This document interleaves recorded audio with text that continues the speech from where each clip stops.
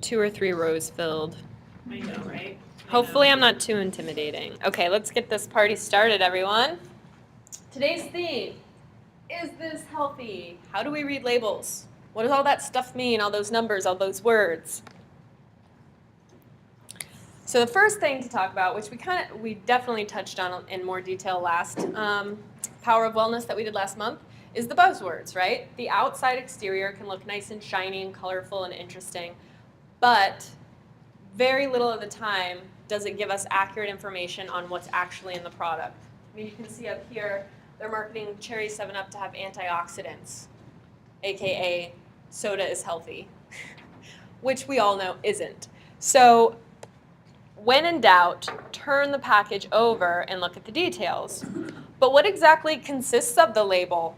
What does that mean? There are 2 essential parts. The first part we're going to dive into is nutrition facts. This is our big picture stuff, okay? That's the thing with all the funny numbers and carbs and fats and proteins. So that gives us our amounts of our calories and nutrients, okay? Then we're going to look into ingredient list. That's the more fine details of the sources for those calories and nutrients and amounts, okay? So big picture amounts and details in the sources of where they're coming from. So this probably looks familiar. General snapshot of the whole product, all of my macro meaning big nutrients, fats, carbs, and proteins. Then we have our micronutrients, or small, which are our vitamins and minerals. Okay? Everything's right there. So let's jump into the most important parts. This is on your handout too if you want to look along. So we're going to start with serving size. Serving size can be deceiving. You know, when we're eating ice cream or milk for cereal, I don't know about you, but I don't have a half a cup. I probably have 2 cups, right? Or if you look at servings of chips or crackers, I don't have 5, I have 25, right? So really paying attention to serving size and its importance. How that's reflected in calories, and what calories mean exactly. Down into our macronutrients, which is this general area, and then our micronutrients. And then those funny little percentages, talking about what that means, the percentage of daily value, or percent DV. So let's jump into servings. We've all seen serving size 1 cup, servings per container 2. But what does that mean? The serving size indicates the amount of food for which the nutrient information is shown. So when something says 5 grams of carbs, they're talking about this. You have to take that 5 grams and multiply it by that to know what the full package consists of, okay? Or multiply it by how many servings you think you'll have. If you're going to have 10 cups of something, multiply by 10 if a serving size is 1. So serving size, again, how many servings will you realistically eat in a sitting? How about in a day? Those are questions to consider. When it comes to servings per container, again, just indicating the amount of food in the package. Are you only going to drink half a bottle of juice, half a can of soda? Probably not. So we have to take into consideration how many servings there are in a whole container or in the amount that we're going to eat. Calories. Total calories are calculated, you can see here. Calories from fat. Calories is a fancy way to say, in this 1 gram of something, it takes this much heat, or kcals, to burn it off. So we're going to see a table in just a second for how many calories everything contains in general, in terms of the macronutrients. But before we get there, what I want you to do is next time you're reading a label, take the calories, okay, per serving. Multiply it by the servings you expect to eat. If this is calories in 5 chips and you're going to have 25 chips, multiply that times 5 because that's actually what you're consuming, okay? So important. So many people, oh, it's only 20 calories, but you're having 20 servings, so you're having 400 calories. That's so important to note. So we need adequate calories for proper health. That's what gives us energy, right? But is what we're putting in our body equal to or slightly more than what we're getting out of it? okay? So in terms of calories, in general, 2,000 to 2,500 is what most people recommend. And what that number represents is your body's basal metabolism, or what it takes for you to lay in bed all day and have your heart pump blood, your lungs breathe air, your mind think thoughts, and your skin maintain its temperature. All of those biomechanics that are happening, usually 12 to 1,800 calories a day, depending on your size, your gender, your age, and things like that. Then add on top of that your daily tasks, getting up to brush your teeth, driving to work, dealing with a stressful situation, problem solving and sending an email, doing a presentation, working out at the end of the day. Those are all its own set of calories as well that we're burning. So does that activity plus our basal, the laying around just being a human, equal together what we're putting into our bodies? And in most cases, unfortunately, it's not the same. We take in a lot more than we're putting out, okay? So it's important to note that's what leads to, I just looked up one day and I gained 8 pounds, okay? That extra 500 calories a day that you're not utilizing has an aggregate effect. It's adding up, being stored as fat, and that's how we're gaining weight. But it's not cut and dry in versus out, because those calories that come in have to be nutrient dense. Okay, they have to be good quality calories, right? So 100 calories of organic spinach, great. Eat it all day long. It's got all your micronutrients, macronutrients, fiber, all of those bioflavonoids we need for our biology and processes. But 100 calories of pure sugar, it's not, it's not in and out. That's going to affect our biological processes in a negative way versus a positive way. So again, calories aren't just calories. Just like carbs, just like fats, sugars, and proteins, there are good versions and there are bad versions, okay? So this is the table I was talking about. You can see energy levels. How many degrees of internal body heat does it take to burn 1 gram of carbohydrate? 4 kcals. 1 gram of protein is 4. 1 gram of fat is 9, over 2 times more than a carb or a protein. And 1 gram of alcohol is 7, which is closer to a fat than it is to a protein or a sugar. So that's what your body needs to produce in order to break that 1 gram down. Does that make sense for everybody? So if I looked at a product and I saw 10 grams of protein, I can safely assume 1 times 10, I'm going to do the same on this side, times 10, there's 40 calories in that product in the protein alone, let alone the fat and the carbs and sugars and all the other things that are in the product, right? General rule of thumb, 40% carbs, not grams, percent, 30% proteins, and 30% fats. It's a general balanced diet. Now everybody's different. If you have issues with blood sugar or diabetes, you probably want less sugars or carbs. Or when you do eat carbs, you want them to be more robust and complex, right? You don't have enough room to spare for empty carbs. If you have cardiovascular disease, or your family does, you want to really look out for saturated fats. I can probably have more fat than you can and get away unscathed versus it affecting you a lot more if that, again, is a predisposed issue for you or a family issue. So in terms of nutrition facts and fat, so what do? So we have a lot of different kinds of fat. We have essential fatty acids, we have cholesterol, which is a fat and a protein coupled together, we have triglycerides. These are all different versions of fats that are essential for our processes in our body. So when people say fat-free diets are healthier, where that comes from is the idea that excess fat or too much fat is directly stored in the body. Okay, so they say, okay, I'm going fat-free. But what they don't know is fat is essential for our body processes. So when you don't eat fat for a long period of time, things start degrading. We don't make enough hormones. Okay, so it affects our mood. It affects women's cycles. It affects men's prostates, muscle growth. Okay, we need good fats to build cellular membranes. The outside of every cell has this nice, soft gushy fat layer called a phospholipid bilayer. And that's kind of its coating that lets things into the cell to create energy and metabolize, and it's what excretes out of the cell. So when we have things like trans fat, which we'll talk about in just a second, I can never say that word. Hydrogenated. Thank you. Hydrogenated. Why can't I say that word? I swear I'm a doctor.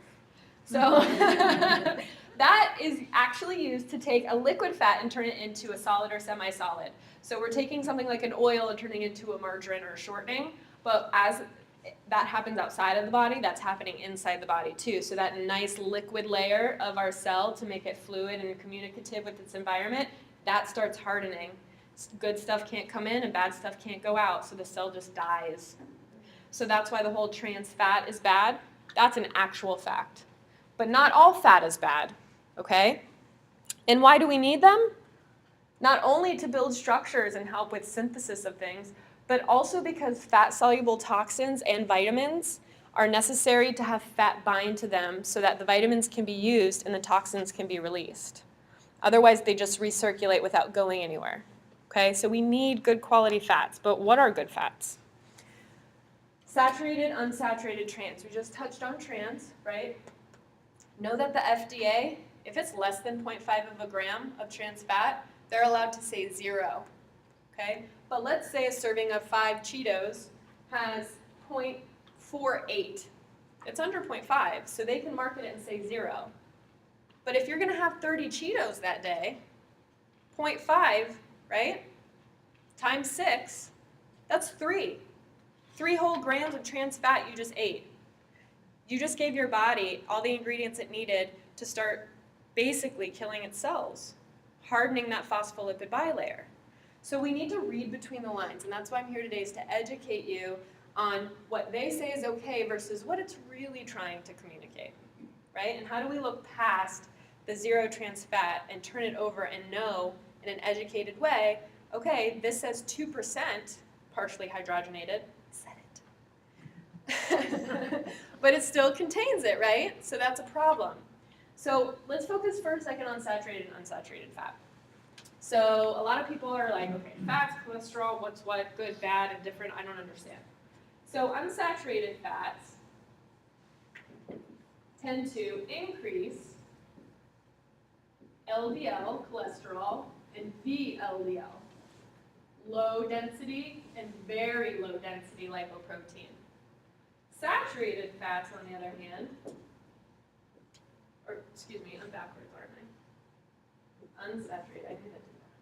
Saturated fats, unsaturated fats increase high density lipoprotein. Make sense? If it's saturated, it's low density, very low density. Unsaturated, it's high density. And the reason is cholesterol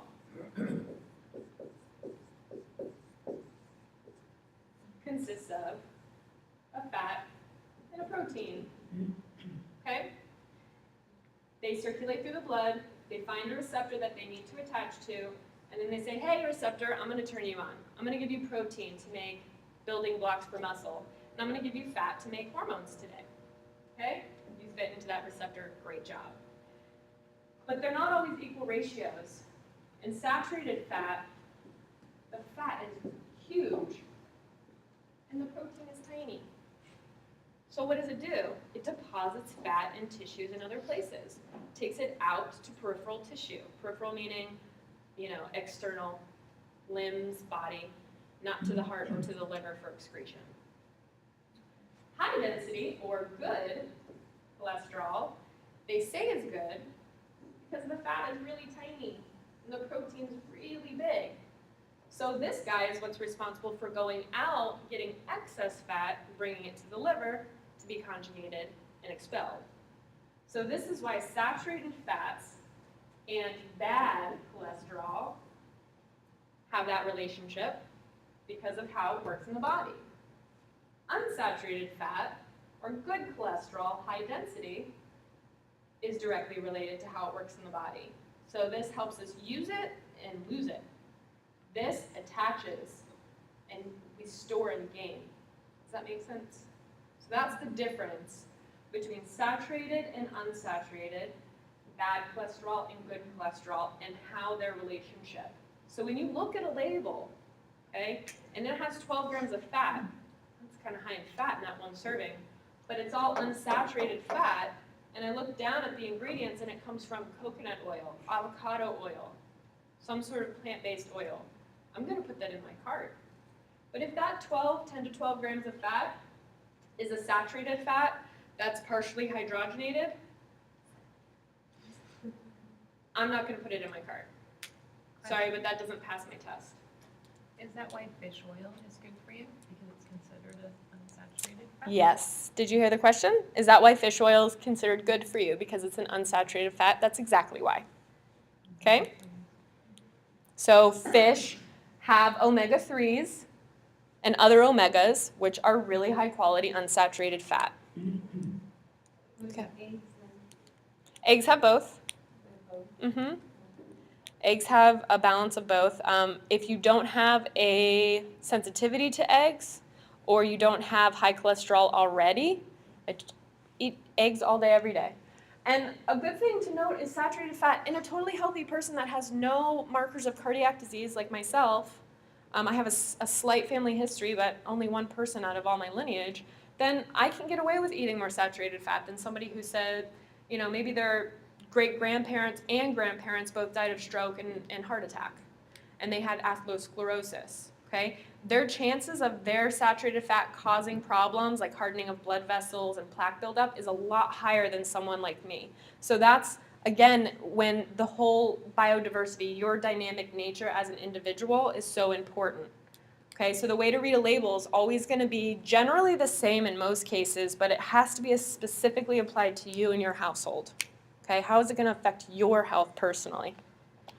Proteins. Proteins are made up of amino acids. Amino acids, building blocks of life. We build tissue, we regenerate, we heal scars or wounds, build new cells and brain networks, things like that. Proteins are essential. They also help stabilize blood sugar. They help, again, repair bones and muscles. They also help in liver detox.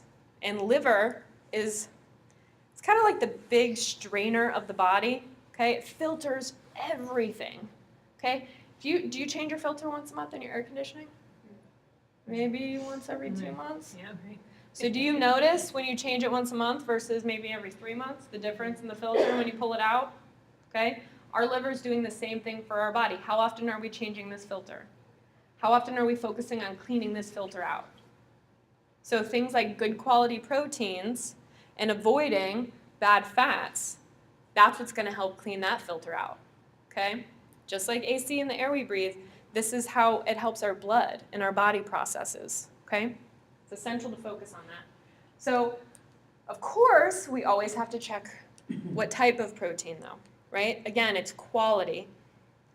This is just telling you how much. It's not telling you what kind or if it's good or not, okay? And it's also important to note sugars and proteins are the only things on the label that do not have the daily value percentage because they don't regulate that. They generally have a good idea of how many carbs, fats you should have, but proteins and sugars. Proteins, because the amino acids are building blocks, you always will just urinate excess out versus store it like a fat or a sugar, okay? Sugar, I personally think there's no daily value because how else are you going to get people to buy your product if it doesn't taste good, right? And you're not fiending for it. So, carbohydrates. Again, good fat, good protein, bad protein, good carbs, bad carbs. So it's very overwhelming, right? So we just talked about the difference between good and bad fat and cholesterol, okay? Everybody who thinks saturated fat is the good fat, raise your hand. Okay, good. So at least we walked away with that. And no trans fat. But moving on to carbs, good carb versus bad. The difference is a good carb still has its fiber. It still has a lot of the different parts of the plant that help with minerals, fiber and digestion. They help stabilize blood sugar. They help regulate metabolism. But what they found is whole grains maybe don't taste as good and they're not as addictive as our bleached counterparts that we find in things like baked goods, candies, and sodas. Okay, so refined or simple carbs remove all of that good stuff, and we're just left with spikes in our blood sugar. We have highs, we have lows. It dysregulates our blood sugar, and so prediabetes, diabetes, weight gain, storage of fat, all of those things increase when our carbohydrates are simple carbohydrates. Okay, so is it a good carb or a bad carb? We're going to talk about that in ingredient list. Briefly, let's talk about micronutrients. Micronutrients are named as such micro. They need small amounts, but you can still easily have deficiencies. It's actually estimated that 70 to 80% of Americans have a magnesium deficiency. If you're not pooping, if your muscles ache, if you're super stressed out and can't think straight, 9 times out of 10 you have a magnesium deficiency. But they don't put that on labels. That's not one of the micronutrients that they list readily. Well, why? Your guess is as good as mine. So they do tend to usually put A and C. People know that. Too much vitamin A in pregnant women can cause problems, and so they tend to list that. Calcium and iron, this is usually for anemia. Calcium for bones, right? They tell you how much calcium. This looks like a decent source, a good source. But they don't tell you if there's vitamin D in the product. And vitamin D is what's responsible for telling calcium what to do in the body. So I know I'm getting calcium, but if I'm not getting vitamin D, it's just coming out in the toilet at the end of the day. It's not doing any good in my body. And it's not telling me what I need to know. So some of the drawbacks, stuff's missing. But in addition, it doesn't tell me the form of the vitamin. Is my body going to use it? So our body is really great at being able to decipher the difference between usable and unusable nutrients.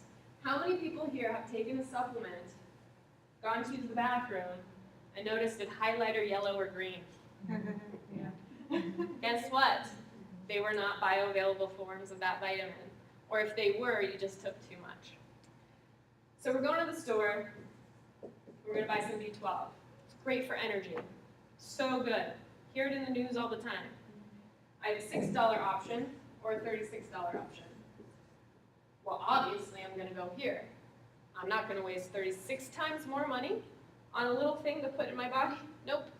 But what you don't know is when you turn it over, the $6 version has cyanocobalamin, and your body cannot use that. Highlighter P. Okay? If you opt for the more expensive version, you're getting methylated or methyl cobalamin. This is what makes your body happy. That is what is directly used for energy production and lifting brain fog, neural nets formation, health, all of that balance.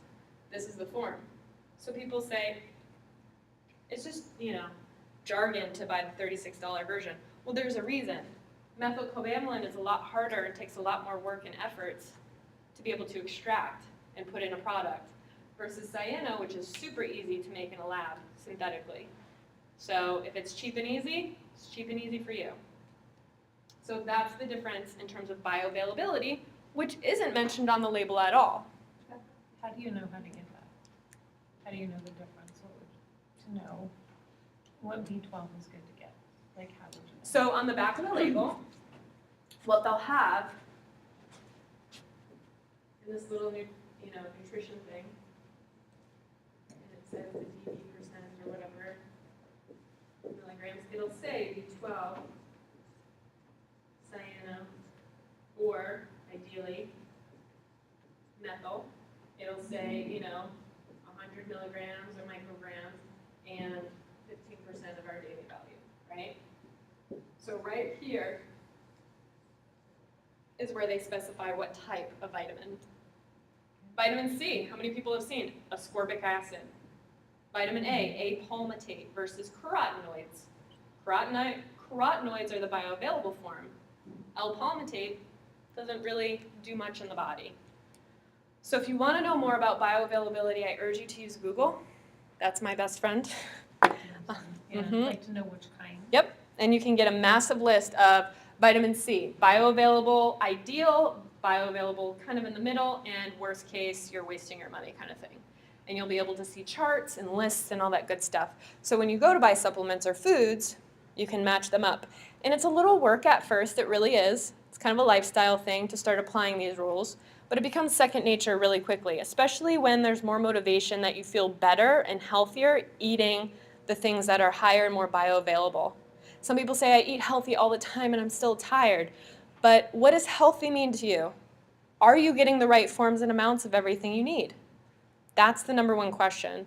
So see a nutritionist, come see us, email me, email another physician in the community, look online, okay? All of those things are great resources to get that information. B12 is a cyano, I can't say it, but the cheaper version. Does it do some kind of good, or is it just mentally in my head, if I take my vitamin B12, I won't get a hangover and I never get a hangover? I mean, it's just, I have it with me all the time when I go out. I take it before I drink and I don't get a hangover. So is there something in that crappy version of B12 that's working, or is it just all mental? I think it's 80-20. I think it's 80% placebo, honestly, and you just believing in it. But 20%, because this bioavailability, this maybe can convert this much Okay. to be active, where this converts this much Okay. to be utilized and active. Does that make sense? Yeah. So you're probably getting some little benefit, but Not enough. I Really. wouldn't be surprised if it was the correlation of, I'm taking this, so I'm gonna feel better, Yeah. which happens often Okay. with people. So play around with it. See if you switch to methyl, let me know if you notice a difference. Hey, but if the $6 version's gonna work. Hey, if it ain't broke, right? Yeah, that's placebo. But now it won't work because I know. Now I gotta spend $36. Man. Amazon is your friend in that case. They actually have really good quality vitamins for cheap. Okay, so let's move on to sugars and nutrition facts. So there's no daily recommended value, or the RDV, or RDA, excuse me, recommended daily allowance, I should say. Sugars on a label include naturally occurring, like in fruits and things, and also added sugars, so be careful for that. If it says natural on the label and you turn it over and it's still high in sugar and you say, oh, but it's natural, well, look at the label. Is there added oses? Is there added corn syrups? Okay? So just because one thing on the front says it's natural doesn't necessarily mean it's telling you the whole story. Check the ingredient list. Broken record here. Always check the ingredient list. That's the most important part. Not only do I need to know how much of something I'm getting, but where is it coming from? That's more important than the amount in my mind. So these are just comparisons to see plain yogurt contains no sugars, no added sugars. You know, milk does have naturally occurring lactose, which is a sugar ose. But fruit yogurt, look what it adds. Okay? So you might think, oh, but it's fruit yogurt, so it's healthy, it's fruit. And you see 12 grams of sugar. You turn it over and you know there's an added sugar that's not great for you, high fructose corn syrup, which spikes blood sugar and causes glycemic index problems. So what is percent DV, or daily value? Basically means the percentage of your recommended daily allowance. So you can see in that label, 15 grams of carbs is about 5% of a whole day's worth of carbs. So if you ate one serving of this product and you had this many carbs in a day, you'd be using this many by that serving, okay? But if you had 20 servings, you'd use up your whole 100%. All your carbs in that one sitting, in that one food item, done for the day, okay? That's what DV means. Now, with certain things, it's important to recognize you can surpass 100% when it comes to micronutrients, A, calcium, C, iron. Okay, those things are going to tend to be better for you than excess macronutrients. If you have the heart disease issue, then you don't want to exceed 100% of your fats. If you have blood sugar issues or diabetes, you don't want to go over 100% of sugars. Does that make sense? That's where that DV percent comes in. And then these are kind of general ideas of if it's a poor, a good, or a rich source. So when we see on labels a good source of vitamin C, it's because it has about 10 to 19% of our daily recommended value, okay? Over 20, and that's when they can start labeling. The FDA says, okay, you can say it's a rich source and it's a high source of, okay? So that's the rule of label reading in terms of percentage of daily value. So just to recap on nutritional facts, Serving size. How many are you really eating, guys? Be honest with yourself. Take the calories, multiply that by your serving size. It's actually what you're taking in, okay? How many calories come from fat? Good fat or bad fat? How many calories come from carbs? Good carbs or bad carbs? How many calories come from sugars and proteins? Okay? Now the next part. We talked about nutrition facts. Let's move on to ingredient list. Everybody recognizes that, right? Always all caps, commas, barely any spaces. I can't read what. They all look like the same word to me, and I can't pronounce half of them. So let's look at fat. So we talked about, there's the recap. Sorry about that. There's the ingredients. And there's the fats. So trans fats, again, we want to avoid that. The process turns liquid into a solid, so if it's doing that outside the body, it's going to do it inside the body, and we don't want hard exterior cellular membranes, right? We want nice ebb and flow, taken in, letting out, okay? So please, at all costs, avoid trans fats. Healthy fat sources you will see on a label: plant-based, coconut, olive, avocado oils, things like that, nuts and seeds. Organic dairy can also be a good source of a healthy fat. Making sure it's organic, of course. What about proteins? Here are some examples of some sources of proteins. When we look at added protein, we want diversity in proteins. Okay, isolates are just like the name. It's an isolated form. Okay, it's very one-dimensional. So they tend not to be great for the body. We want more dynamic, complete proteins like pea protein, which has incomplete protein, just means it has all the amino acids. Every index of amino acid, essential and non-essential, it comes in that form, okay? Quinoa is also a complete protein. So many people like whey protein. That's usually in the majority of protein powders we buy. But just like Little Miss Muffet sat on a tuffet eating curds and whey, they're both part of dairy. So if you have a lactose, it doesn't correlate to lactose because lactose is the sugar, but if you have a dairy sensitivity, not lactose specifically, but dairy in general, it makes you bloated, it gives you gas, it makes you constipated, headaches, whatever the case is, chances are that protein shake with the whey protein isn't helping you very much. So focusing on more of a plant-based protein is going to be ideal for you. And those are some examples: brown rice, pea, hemp. All of those are naturally occurring plant proteins. Grains. So remember good carb, bad carb? That good visual? Good carb, bad carb. Why? Look at all the cool stuff they take out. Okay, so we start with this whole grain, great for us. First, we're going to remove the fiber so you can't poop. Let's just take that out. That's not good. Doesn't taste as good. And we'll take some nutrients out, in that process too. So then we're going to take the middlings out. So it's not going to balance your blood sugar anymore, and it's not going to help you digest it any better. Okay? Then we're going to take the wheat germ out. So now the grain doesn't help boost your cardiovascular health. It doesn't help detoxify or clean that filter anymore. Okay? Then we're going to take the germ oil out.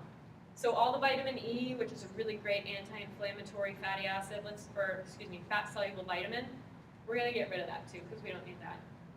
Because this stuff tastes really good. And it gets you really addicted. And it's cheap. So let's just focus on this, is the general thinking in most food companies. So when we see white flour, bleached flour, fortified flour in an ingredient list, it does not contain any of that. Okay? So this is a really great visual to show you the difference between a good carb and everything it has in it to help the body versus empty carbs. So again, it doesn't have to necessarily do with that number 40 carbs. Oh my God, I'm scared. Look right underneath it at fiber. Look at the ingredient list below, whole grain wheat. Okay? That's going to be more conducive to body health than a white bleached flour. So this is really important. What is the quality and content or source of the grains and carbs that you're ingesting? Sugars. Sugar molecules end in -ose. Sugar alcohols end in -tol. Xylitol, sorbitol, erythritol, all the alls. They're not easily absorbed, and so they don't spike blood sugar, so they're good for diabetics. But in general, if you don't have diabetes, it's not really important for you to focus on the alls. I'd rather you focus on natural sweeteners, plant-based like stevia, natural sugar cane, or animal-based like honey. Okay? Stevia is not like the other drink sugar. No, because stevia is directly coming from a plant, not a lab. Things like sucralose, aspartame, Splenda, all of those fake sweeteners are created in a lab to taste really, really sweet and make you crave more. Stevia is basically just a leaf that's ground up. You can even go to whole herb shops and buy stevia the plant, and I'll just grind it and put it in my coffee or whatever. I know it sounds weird, but it's really good. It just makes it sweet, straight from a plant. It's like gnawing on a sugar cane if you've ever done that, straight from the farm. So corn sugars is another thing I'd like you to avoid. Causes spikes and irregularities in blood sugar, mood stabilization, energy production, all that good stuff. Okay, so on the label, those are some examples. Dextrose, fructose, honey, invert sugar, raw sugar, all of that are all sugars, okay? Beet sugar is also a good sweetener. Comes from the beet plant, okay? Stabilizes blood sugar a little better.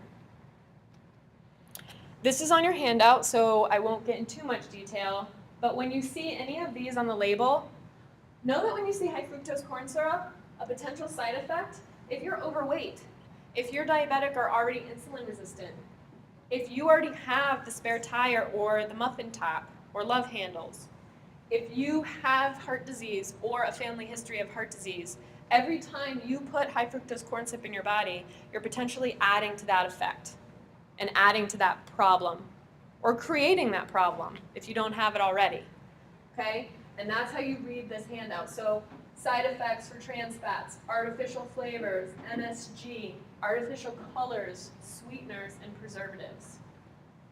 I mean, look at saccharin and Sweet and Low. How many of you grabbed the little pink packet instead of sugar? Because, oh, sugar's bad, so I'll have the pink packet. The pink packet is known to cause cancer in lab animals. I'd rather have sugar all day, every day, even if it is bleached over that, you know? So just to recap on ingredients, we want to look at sugars. Are there added excess sugars we don't really need? Is it a good source, like a plant? Or is it a not so good source, like an oats or a corn syrup? Let's look at fats. Good fat, bad fat. Remember the diagram? Saturated, frowny face. Unsaturated, happy face. Okay? Grains and carbs. Is it white and bleached? Is it whole and complex? Good carb, bad carb. Food more than chemicals. If you can't pronounce more than 2 words on the label, you probably shouldn't ingest it. It's a good general rule of thumb. If it looks like a chemistry lesson and less like a recipe from a cookbook, it's probably not going to be beneficial to your health. Okay, so you might want to put that back on the shelf when you're shopping. So micronutrients, are they where you want them to be in terms of what you need to be eating? Does it have too much sodium? Does it have not enough calcium? Those are things to consider there. And excuse the pun, but trust your gut. If you eat something and you feel crappy, or you can't have a bowel movement that day, your body is trying to communicate to you, this isn't really healthy for me. Please don't keep eating me, okay? So please pay attention, trust it. It knows better than you. It does. It's biology. Here's a cool little diagram I found. This is the macronutrients, the big guys, remember? Carbs, proteins, fats. So in an ingredient list, when we see any of these, we know that's where our carbs are coming from. When we see these, we can safely assume that a little bit of the carb and a little bit of the protein are coming from these sources. These are strictly protein sources. These, you can see the eggs, right? It's fat and protein. And then here's just fat. And these, a lot of these have added micronutrients as well, like the nut butters, the avocado, flaxseed. They all have added micronutrients that are essential to our processes. So let's look at some label examples real quick before I let you go. So first, let's look at Cheetos and trans fat. 0% trans fat, I can eat Cheetos, right? What about that little 0.5 or less rule? 2% of partially hydrogenated soybean. So unfortunately, we can safely assume that 1 ounce, which is usually 5 to 7 Cheetos, is going to have about half a gram, give or take, of trans fat. So if you're going to eat 20 to 30 in a sitting, no, you're going to eat 2 to 3 grams of trans fat. Okay? It's just educating you. Do what you will. It's your money, it's your time, it's your health. This is just to educate you so that you feel empowered to make better choices when you can. I don't want to be like the Cheeto police.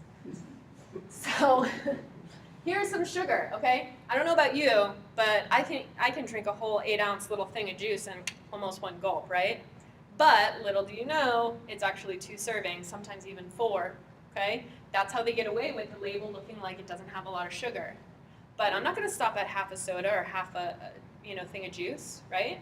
So we have to recognize that there are 2 servings in a container, so 25 times 2 is 50. That's more than a day's allotment worth of sugar in 1 drink, let alone everything else you eat the rest of the day. So again, calories times servings you are going to ingest, not a serving size. What are you actually eating? And that's how you calculate macronutrients and calories. So this is an example of a pretty decent product. I can pronounce everything on the label. Quinoa may be a little challenging at first, but you'll get through it. I see that there's 1 gram of sugar for 9 chips. Well, I'm going to have 18 chips because that's how I roll. So that's 2 grams of sugar. Where's my sugar coming from? Turn it around. It's evaporated cane juice. Cane juice, cane sugar. It's closer to its natural state than a high fructose corn syrup or an oats or a tall, right? So to me, this looks okay. Not only that, but look at the carb versus the fiber. Look at that, it's brown rice flour and has flax seeds, oat fiber, right? So remember that whole process of turning it into bleached flour? It's still on that end of the spectrum, so that's good to go, okay? And it also breaks down our unsaturated. Poly just means many arms, poly. Mono means 1. We need both, okay? So saturated fat is low, trans fat is 0, which on the ingredient list I can back up. And unsaturated fat is 5 grams, which, okay, well, what's the quality of the unsaturated? Oh, I'm getting it from seeds and nuts and flowers and grains. Okay, I'm okay with that, okay? So you can kind of tell the difference between a good label and a bad label. This is also on your handout, and I thought it was really helpful. This gives you a general range of if a food is high in, or considered high in a sugar, fat, saturated fats, or salt. People with cardiovascular issues and things like that need to pay attention to sodium and weight also. So when you go shopping, these limits are really essential into looking at, is this a high quality source of any one of the macronutrients that I need? Or if I need to be lower in fat because of my cardiac issue, I'm going to stick to the green. Or, hey, I'm healthy, I'm totally cool, I can have the red and be fine. Does that make sense, how to read that? Okay. So this is suggested label makeovers. I feel like this is really important to educate people on. This is sans serif, all caps, very little spaces. You can't tell the difference of anything. The proposed new label, okay, is going to have bullet points. Capitalize the first letter and lowercase the rest. Grammar, who would have thought, right? But look at the difference. You can pinpoint exactly what everything is. You can see what the 2% or less is, and allergy information. They're all bolded in all different colors, as well as having the bullets, as well as changing the font. So that enables you to be more educated. Go ahead. It does. Side effects may cause all the problems you're trying to treat, right? Okay, so in summary, the box is meant to entice you to buy the product, okay? Just like anything that looks too good to be true probably is. Turn it over, look at its content. Content is more important than packaging, all the time, every time. Read the label, read the label. Nutrition facts, big picture, gives you amounts of stuff. So now I know how many fat, carbs, and sugars I have. But what makes up that picture?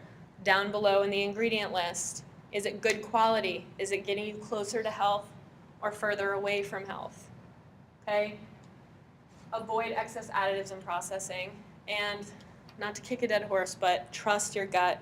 It's a silly pun, but it's true. If your body says no thank you, then don't eat it, no matter how good it tastes, because that is triggering something in your body that is not healthy, and that's actually degrading your health versus helping build it up. And food is your first line of defense in terms of medicine. You are what you eat. So don't be fast, don't be cheap, and don't be easy. Okay?